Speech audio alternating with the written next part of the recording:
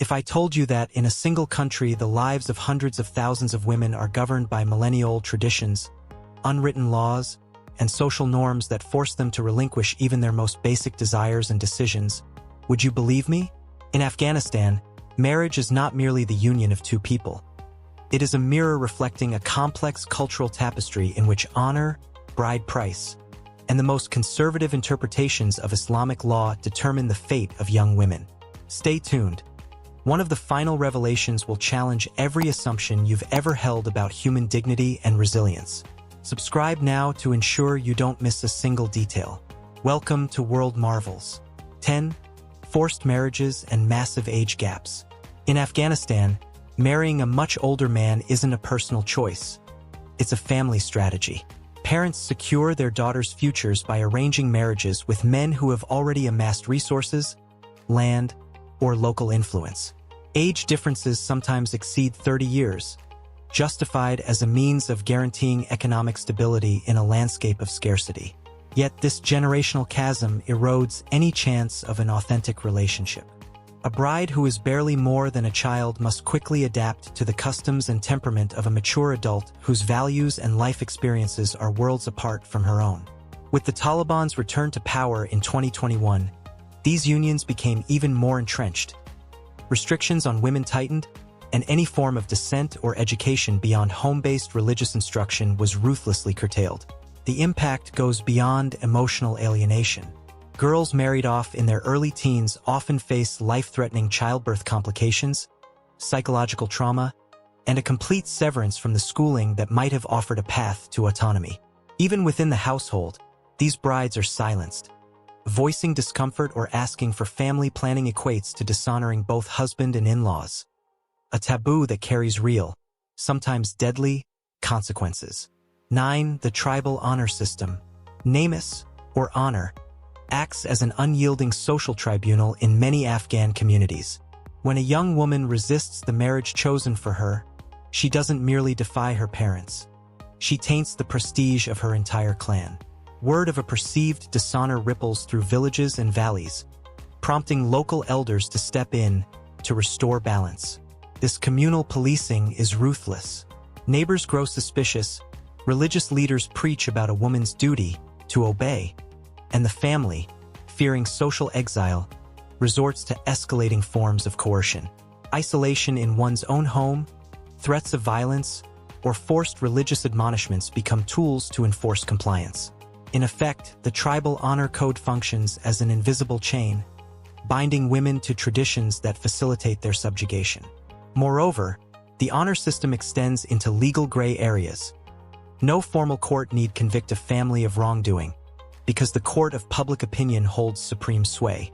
An accusation of defiance can lead to corrective marriages, physical punishment, or restrictions so severe that a woman might spend years confined to her family compound, effectively imprisoned in the name of preserving honor. 8. Dowry and debt-driven marriages. Known locally as jahez, the dowry system reduces marriage to a financial contract. The groom's family pays a substantial sum or transfers property to the bride's relatives. In regions where poverty is pervasive, a large dowry can mean the difference between survival and destitution, making it tempting to marry daughters off to the wealthiest suitors, regardless of age or personal compatibility. A bride's value hinges on her youth and perceived purity, often negotiated long before she reaches adolescence. In many rural districts, girls as young as 8 or 9 are promised in marriage to older men whose families can afford the highest dowry. This practice not only commodifies girls but perpetuates cycles of poverty. Once married, the bride is barred from further education or paid work, sealing her economic dependency on her husband and his kin. Health and human rights organizations repeatedly document the devastating toll. Complications from early pregnancy, high rates of maternal mortality, and deep psychological scars that can last a lifetime.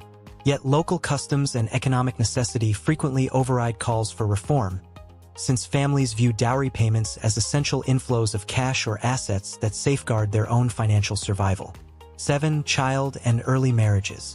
In Afghanistan, child marriage is not the exception but the rule in many provinces. By custom, girls are officially wed as soon as they enter puberty, often before their 12th birthday.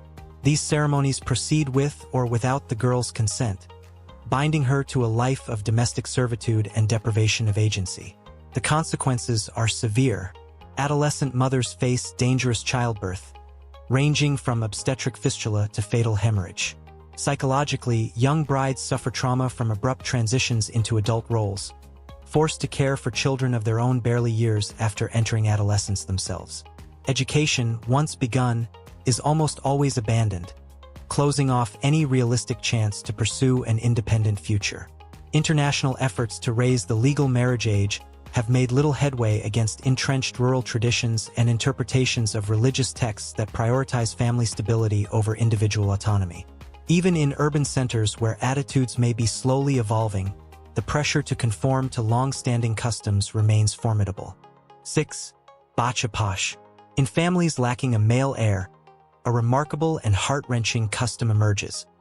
Bacha Posh, or dressed as a boy. From early childhood until puberty, a daughter is dressed in boys' clothing, given a short haircut, and allowed freedoms normally reserved for male children. She may attend school unaccompanied, run errands alone, and even help her father in trades or markets, activities strictly off-limits to her sisters. During these formative years, the Bacha Posh revels in autonomy, forming friendships and skills that would otherwise be inaccessible. Yet this sanctioned identity is inherently temporary.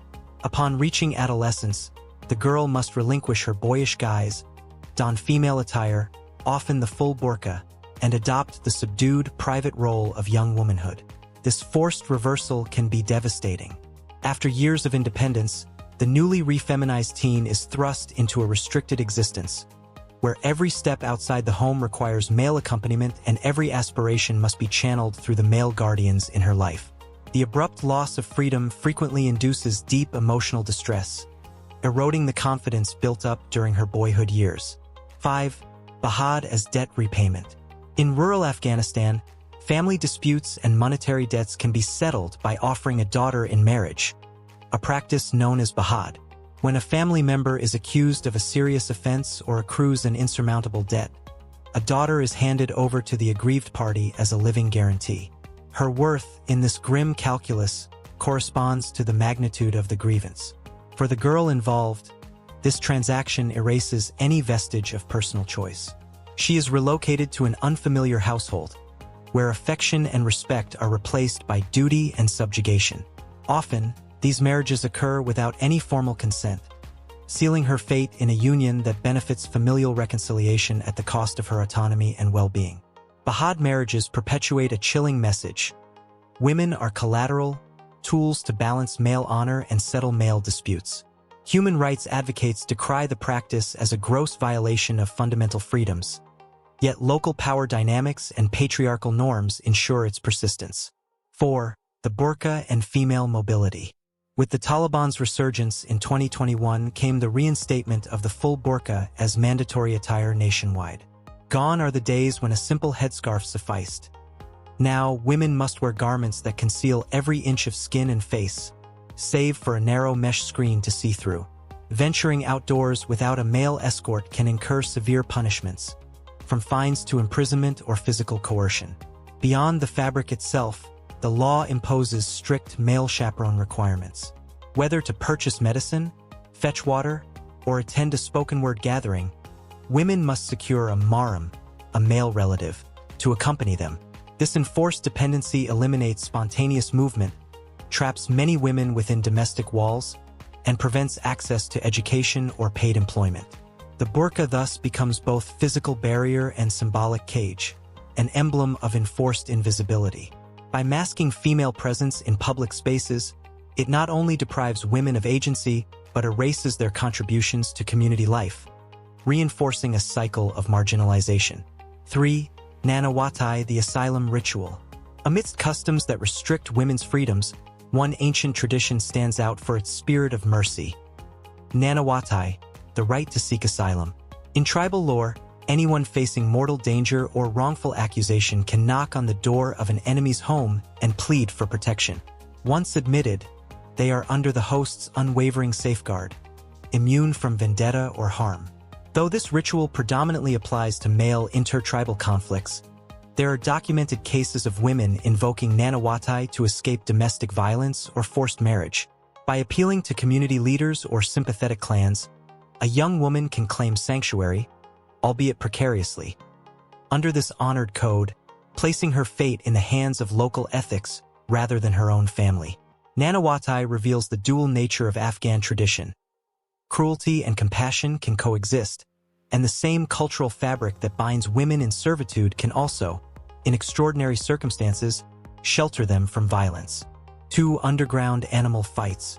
In remote enclaves across Afghanistan, subterranean arenas host illicit cockfights and dogfights, atavistic spectacles that fuse economic incentive with tribal notions of masculinity. Despite strict Taliban prohibitions against such blood sports, bettors and breeders operate in caves, barns, or hidden compounds, risking severe penalties for the chance at prestige and profit. A prized fighting rooster can fetch up to 5,000 Afghanis, about $57, while high-stakes matches draw wagers exceeding 50,000 Afghanis, roughly $570, some staggering in a nation where the average annual wage hovers around 35,000 Afghanis, $400. Victory elevates not only the animal but also the owner's reputation, reinforcing status hierarchies in male-dominated circles deprived of legal entertainment. These contests foster a covert economy. Clandestine veterinarians treat combat wounds, black market breeders engineer more aggressive stock, and hardened gamblers trade tips on stealth venues. Yet violence permeates every level, from forced feeding of stimulants to cruel training regimens designed to increase an animal's tenacity. Periodic crackdowns by religious police can shutter operations temporarily, but the lure of tradition and profit ensures their swift resurrection. 1. Shabi Yalda celebration. In stark contrast to everyday oppression, Shabi Yalda, the celebration of the winter solstice, or the longest night of the year, illuminates Afghan culture's enduring capacity for joy and solidarity. Rooted in ancient Persian customs, families gather to feast on pomegranates, watermelons, and nuts, foods colored red to symbolize the sun's victorious return after darkness. Elders recite verses from Hafez's poetry, using his enigmatic quatrains as a form of divination to predict fortunes for the coming year. Children listen wide-eyed as candlelit gatherings blur the line between poetry recital and communal ritual.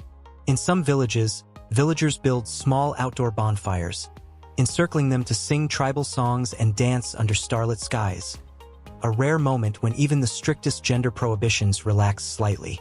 For Afghan women, Yalda constitutes a precious interlude of meaningful participation.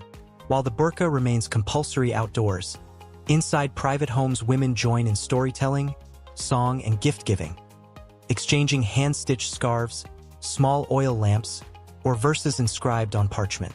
These tokens affirm mutual care and preserve intergenerational bonds, offering a glimmer of autonomy and cultural agency in an otherwise restrictive society.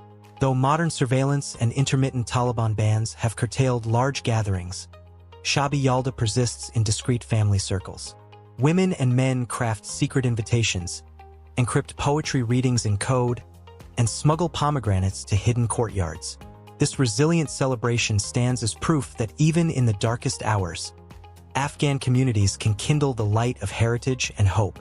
We have traversed a panorama of customs ranging from the brutal reality of forced, age-disparate marriages and economic dowry schemes to the extraordinary ritual of Shabi Yalda, where poetry and communal warmth defy oppression. Afghanistan is a land of stark contrasts.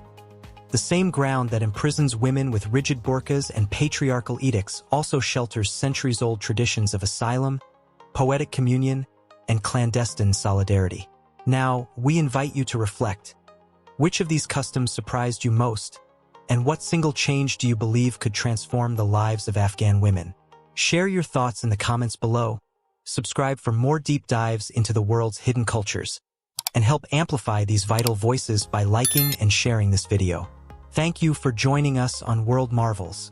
Until our next journey into the extraordinary.